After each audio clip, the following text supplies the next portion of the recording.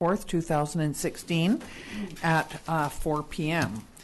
I will read a statement of the chair first, and this public hearing is convened pursuant to Section 464 of the Local Government Act, RSBC 2015, to allow the public to make presentation to Council respecting matters contained in Zoning Amendment Bylaw number 1085.102, 2016. Every person present who believes that their interest in property is affected by the proposed bylaw shall be given a reasonable opportunity to be heard respecting matters contained in the proposed bylaw.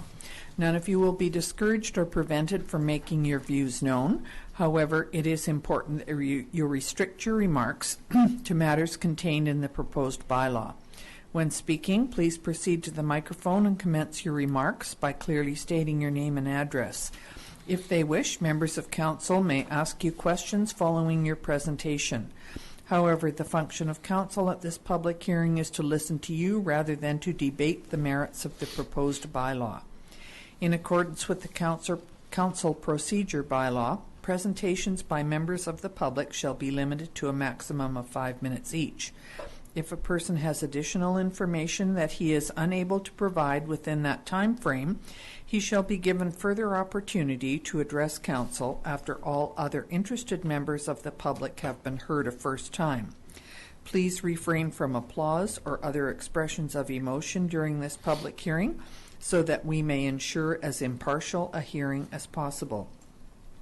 After this public hearing is adjourned, council members will not speak to the public on this matter until after the matter has been dealt with at a public meeting.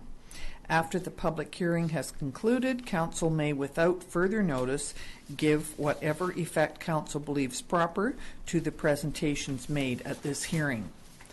Confirmation of advertising and posting requirements.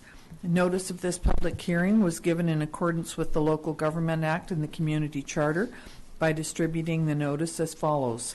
Publishing in 2 consecutive editions of the Osoyoos Times on October the 12th and October the 19th, 2016. Placing the notice on the bulletin boards in the Town Hall and Planning and Development Services Department on October the 12th, 2016. Posting the notice on the town's website on October the 11th, 2016, and distributing via e-news on October the 11th, 2016.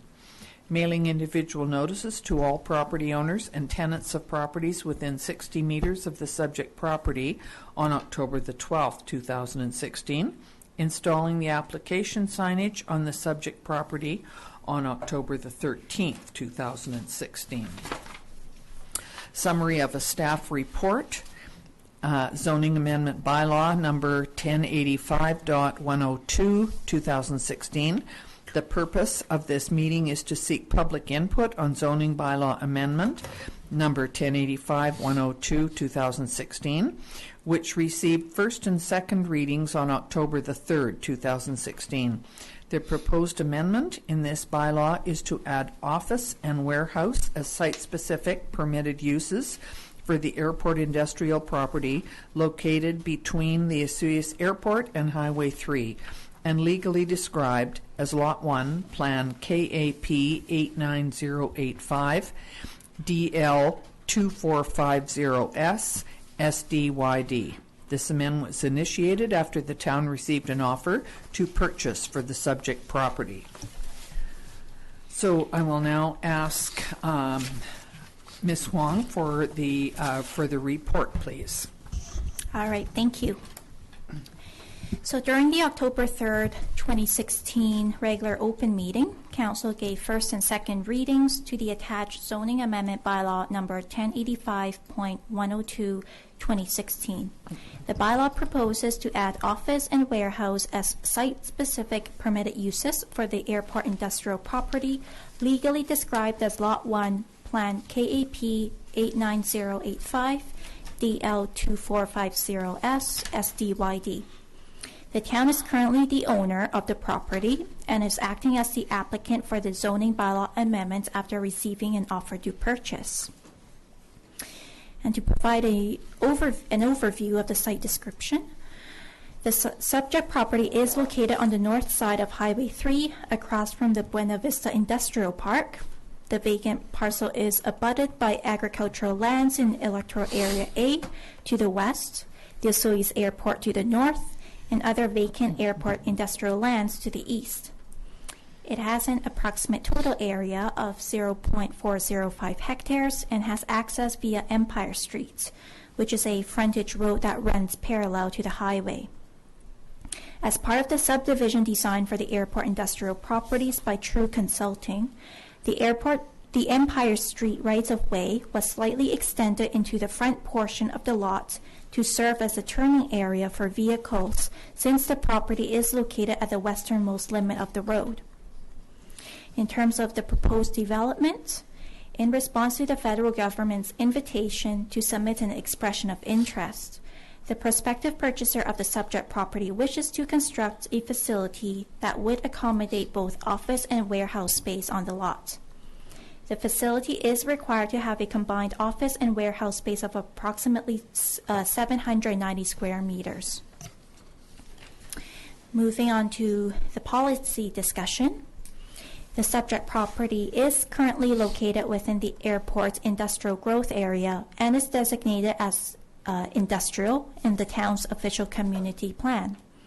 Applicable industrial development policies in the OCP include Policy 11-3, promote related industrial and commercial service uses in conjunction with the Osoyoos Airport, and Policy 11-4, promotes general industry on lands between Highway 3 and the Osoyoos Airport. The proposed development will be subject to a development permits application following the zoning bylaw amendment process, since the parcel is located within both the industrial and farming interface development permit areas. Similar to the 6 adjacent lots, the subject property is currently zoned M1 General Industrial with site-specific permitted uses. In addition to the general regulations for the M1 zone, specific maximum building or structure height provisions that are consistent with Transport Canada requirements are also applicable to this parcel due to its proximity to the airport. The additional site-specific permitted uses of office and warehouse are proposed for the subject property, since they are not included in the current list of site-specific uses. In terms of implications for the community, should the prospective purchaser be successful, the proposal would facilitate the sale and development of the last remaining airport industrial property. Organizationally, the application has been forwarded to applicable referral agencies and departments for comments, including the Ministry of Transportation and Infrastructure, since the property is within 800 meters of a provincial controlled access highway. And MOTI has already granted preliminary approval for this bylaw. In terms of budget, since the town is the property owner, it is acting as the applicant for the zoning bylaw amendment. Significant dates. The public notice mentioned that a special open meeting will be held after today's public hearing if council wishes to give the bylaw further consideration.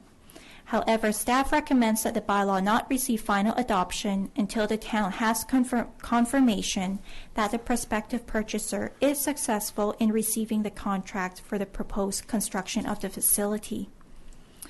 In terms of sustainability, the proposed developments would aid in diversifying the uses at the Osoyoos Airport industrial lands. And I'll leave it at there for the public hearing portion. Okay, and we have the bylaw here. Has there been any correspondence received for this? No. No. And we do not have any public in the audience. Therefore, we will... Pardon me? Okay, so we need to call for 3 times for any further submissions. All right, so I will ask any further submissions for the first time, for the second time, and for the third time. Hearing none, I will declare that this meeting is closed, and we will go on So welcome to the Town of Vesuvius public hearing, October the 24th, 2016 at 4:30 in Council Chambers. I will first of all read a statement of the chair. The public hearing is convened pursuant to Section 464 of the Local Government Act, RSBC 2015, to allow the public to make presentation to Council respecting matters contained in the Official Community Plan Amendment Bylaw, number 1230.18/2016, and the Zoning Amendment Bylaw, number 1085.102/2016. Every person present who believes that their interest in property is affected by this proposed bylaw shall be given a reasonable opportunity to be heard respecting matters contained in the proposed bylaw. None of you will be discouraged or prevented from making your views known. However, it is important that you restrict your remarks to matters contained in the proposed bylaw. When speaking, please proceed to the microphone and commence your remarks by clearly stating your name and address. If they wish, members of council may ask you questions following your presentation. However, the function of council at this public hearing is to listen to you rather than to debate the merits of the proposed bylaw. In accordance with the council procedure bylaw, presentations by members of the public shall be limited to a maximum of 5 minutes each. If a person has additional information that he is unable to provide within that time frame, he shall be given further opportunity to address council after all other interested members of the public have been heard a first time. Please refrain from applause or other expressions of emotion during this public hearing so that we may ensure as impartial a hearing as possible. After this public hearing is adjourned, council members will not speak to the public on this matter until after the matter has been dealt with at a public meeting. After this public hearing has concluded, council may, without further notice, give whatever effect council believes proper to the presentations made at this hearing. Confirmation of advertising and posting requirements. Notice of this public hearing was given in accordance with the Local Government Act and the Community Charter by distributing the notice as follows. Publishing in 2 consecutive editions of the Vesuvius Times on October the 12th, 2016 and October the 19th, 2016. Placing the notice on the bulletin boards in the Town Hall and Planning and Development Services Department on October the 12th, 2016, and posting the notice on the town's website on October the 12th, 2016, and distributing via e-news on October the 12th, 2016. A summary of the staff report. The Official Community Plan Amendment Bylaw number 1230.18/2016 and the Zoning Amendment Bylaw number 1085.97/2016. The purpose of this meeting is to seek public input on OCP Amendment Bylaw number 1230.18/2016 and the Zoning Amendment Bylaw number 1085.97/2016, which received first and second readings on October the 3rd, 2016. The proposed OCP amendments include clarifying that duplexes are included under the multifamily residential development permit area and clarifying that all industrial developments are included under the industrial DPA, development permit area. The proposed zoning law bylaw amendments include amending certain accessory building provisions, adding new provisions that address solar energy devices, amending the secondary dwelling unit floor area to align with the BC Building Code regulations, reducing the ratio of required disability parking spaces, clarifying that only existing single-family or two-family dwellings are permitted in the R6, R7, and R7A zones, permitting dwelling units above but not below the first story of commercial uses in the C1, C2, C3, and C7 zones, and addressing other minor issues such as provisions that require clarification, out-of-date and missing information, and inconsistent formatting and naming conventions. So I will ask for the staff report. Ms. Wong. All right, thank you. So to provide some background, during the October 3rd, 2016 regular open meeting, Council gave first and second readings to the attached Official Community Plan Amendment Bylaw number 1230.18, 2016, and Zoning Amendment Bylaw number 1085.97, 2016. Since the adoption of the OCP and the zoning bylaw in 2007 and 1998, respectively, different amendments have been made to the bylaws. However, over the years, Planning and Development Services staff has also identified various items that should be addressed, such as provisions that require clarification, out-of-date and missing information, and inconsistent formatting and naming conventions. As a result, the proposed amendments are intended to address some of these shortcomings and minor issues and improve the overall clarity of the zoning bylaw and the OCP. Attachments 1 and 2 of this report provide a summary of the proposed OCP and zoning bylaw amendments. While a number of the changes are fairly minor in nature, the following sections discuss some of the more significant amendments in greater detail. So I'll start with the Official Community Plan. So relating to the application of multifamily residential development permits area, while the OCP considers duplexes as multifamily residential developments for the purposes of the multifamily residential development permits area, it currently also states that this DPA is required only for areas designated for medium and high density residential use. Therefore, it is proposed that the wording under the application section be adjusted to state that the multifamily residential DPA is applicable to all lands within the town where multifamily residential development is permitted, including duplexes in areas designated low density residential. Number 2, application of the industrial DPA. Similar to the proposed amendment for the multifamily residential DPA, clarification that all industrial developments, regardless of their land use designation, are included under the industrial DPA is needed. Even though a majority of the industrial zoned parcels are designated industrial on the OCP map, properties that are zoned M3 Special Industrial are designated General Commercial in the OCP. Moving on to the zoning bylaw. So number 1 is relating to accessory buildings and structures. Since the current definition of building height for sloped roofs is based on the mean level between the eaves and the ridge, the overall height of some accessory buildings may be considerably higher than the permitted 4.5 meters. In some cases, depending on the roof pitch, the vertical distance would even allow a second story to be constructed. Therefore, it is proposed that the highest points of the roof cannot exceed 4.5 meters from the average finished grade for any residential accessory buildings. An additional provision is also proposed to clarify that an accessory building or structure should not be used for human habitation.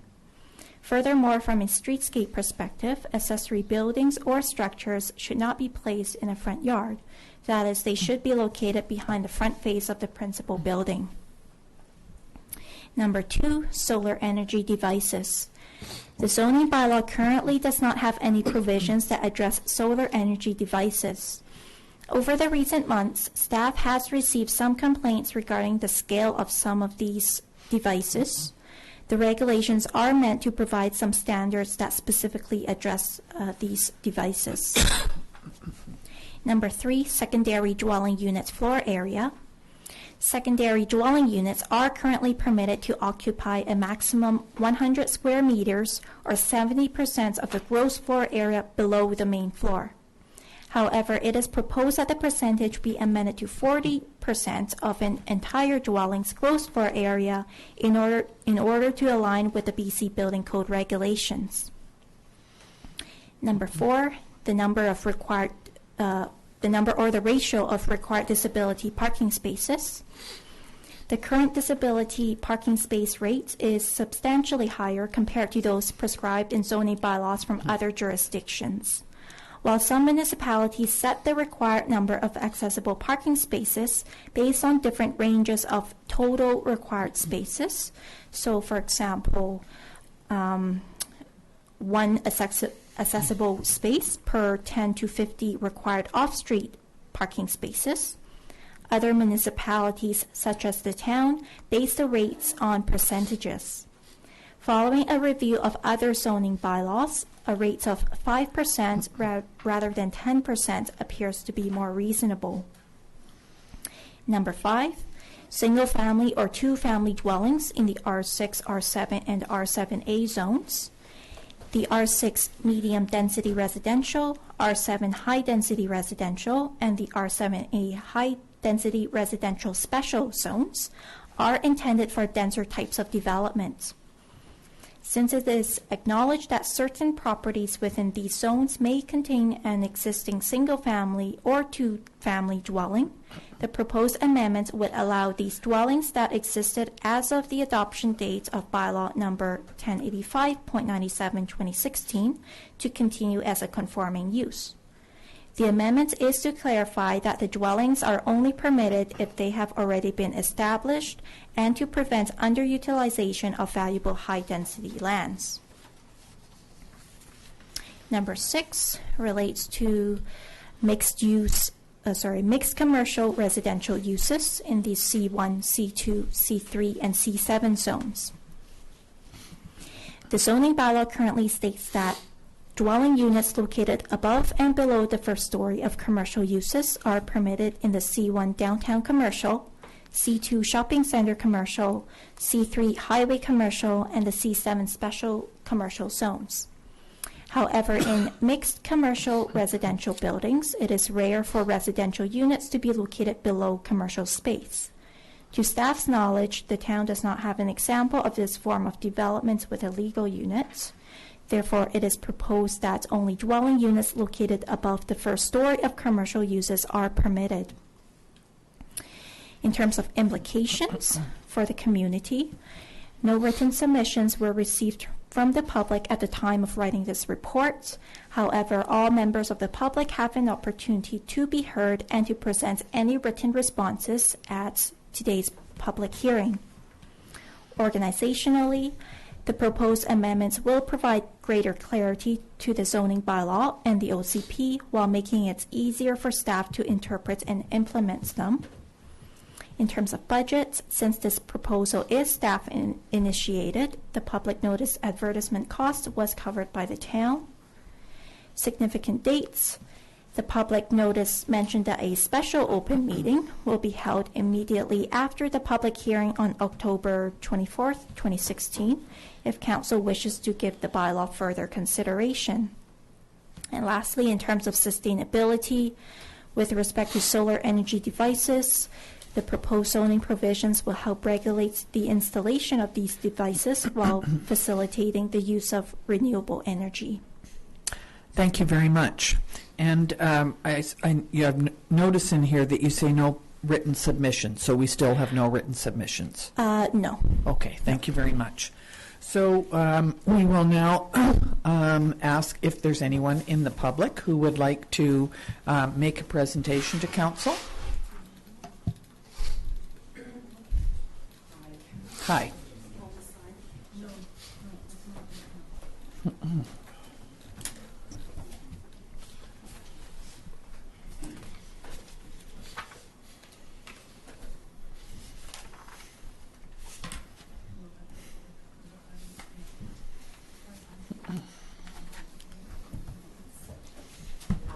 Hi. My name is Jennifer Clark. I live at 8512 Primrose Lane. I'm right across the street from La Mirada. And this pertains to your page 2, the R7 high density residential and the R7A. And the properties that I've looked at on the map for the zoning of R7 and R7A are literally across the street from me. The ramifications of living across the street from La Mirada are continuous. It's being run not as a residential dwelling, but as an income, much like a hotel. If you go on the La Mirada site, you will see that there's a minimum stay of 3 days. And I have some great concerns that that entire area needs to be revisited by the OCP and the council. I think where it falls short is that we realize we're a tourist industry town. That's our main main attraction here. And yet the residents seem to be a second key. We're the one paying the taxes and doing all of the groundwork for keeping things like the school board open and everything like that, and appreciate all the trouble that everyone went to for that. But we stand at a crossroad with that area being used, not according to what I think the OCP meant it to be. And I know that when they finished building that site, I went over to take a look at it and spoke to the real estate agent, who informed me that that would not be used for short-term rentals. That if someone who owned one of the complexes required a tenant, that it would be a leased tenant, and this is not what I see happening there. So I wanted to come today and just put forward that I think we really need to address the R7 and the R7A. And when I went on site for the city, for the town's civic planning with the OCP and the zoning, it was very confusing as to exactly what the R7 was and what the R7A was, as far as what's allowed and not allowed. And I know that upon building La Mirada, I was given information on how the building was going to be built, and there were a few variances that weren't being kept in check with. There was the site variance, there was the shadow variance, there was the per capita dwelling variance. That was, the whole thing was just one thing after another. And so I went, along with my husband and my mother-in-law, and got a petition of close to, I think, over 350 signatures saying that please address this. And I think I'm putting, now that I see this being brought to the attention, that I'm bringing this forward on this format to say, please take a look at what you're doing with the R7 on that side of the lake. And I appreciate that Cottonwood is definitely a condo resort area, and that's been well planned. It's there, and then you have your Bridge Street, the main street has got the hotels, and that's wonderful. People can come in and be close to town. And then we have a residential west side of the lake, and we're incorporating hotels that aren't really hotels, or supposed to be hotels. So I just wanted to bring that forward. Well, thank you very much for bringing that forward, and certainly we will look at that. I'm not sure that that is what we're talking about today, but I wasn't sure. yes, and I'm just wondering if could I ask Mr. Cunningham to comment on this? Yes, you're right, Madam Mayor. This was not the in the subject matter for the public hearing tonight. The only matter in these zones which was of concern with regard to the proposed amendments was with respect to one single-family dwelling.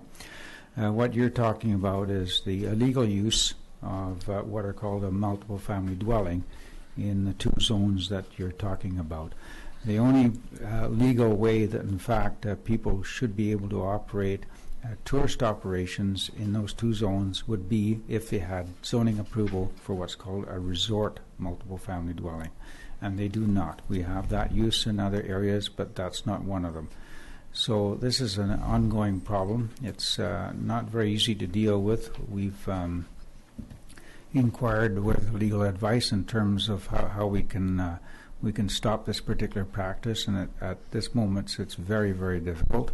I suspect that over time, with all the complaints that are being made, that the province may step to the plate and do something about it. One of the possibilities is that there should be a differential taxation, property taxation. If you're using your multifamily dwelling for commercial purposes, then you should be taxed accordingly. And there's nothing like getting the tax man in to change the situation pretty quickly. At this moment, hands are really tied in terms of doing anything about it. It's been a matter of continuing concern ever since I've joined the town, and I really sympathize with the concerns that you have. I'd love to be able to do something about it, but we absolutely can't at this moment. But hopefully, we're going to get the tools in the future that we can move on it. Thank you. I just wanted to reiterate that this zoning R7 that you have in there and refers to the single homes residences being left intact. They're conforming with the R7 zoning, and that if in the future any of those homes are going to be taken down and a new structure put up, that I would like to see a lot more due diligence in the efforts on the town council to prepare the neighborhood and to ensure that this doesn't happen again. And that's why I'm here. Is that you brought up R7 and I was like, okay, gotta be there. Well, Understood. we certainly do appreciate you coming. Council, does anyone have anything that they would like to ask? No, we will certainly have. You've heard from Mr. Cunningham about this, and we understand your concerns. Believe me, it isn't the first time that we've heard about concerns down there, and but I think this is more of just a housekeeping of redoing some of the wording in some of the things. I don't believe that we're changing anything radically, and if someone else down in that area decided that they wanted to rezone their property, they would definitely have to go through a very stringent process, and it would be checked, and they would not be allowed to just build what they want and do what they want. It would have to go through the planning and development department for sure. So we do appreciate you bringing this to our attention, though. Thank you for hearing. Okay. Is there anyone else who would like to make a public presentation? No? I will ask for the second time. Is there anyone else who would like to make a public presentation? For the third time, is there anyone else? Thank you very much then. We'll declare this public hearing closed. And do we need a motion to? No. Okay.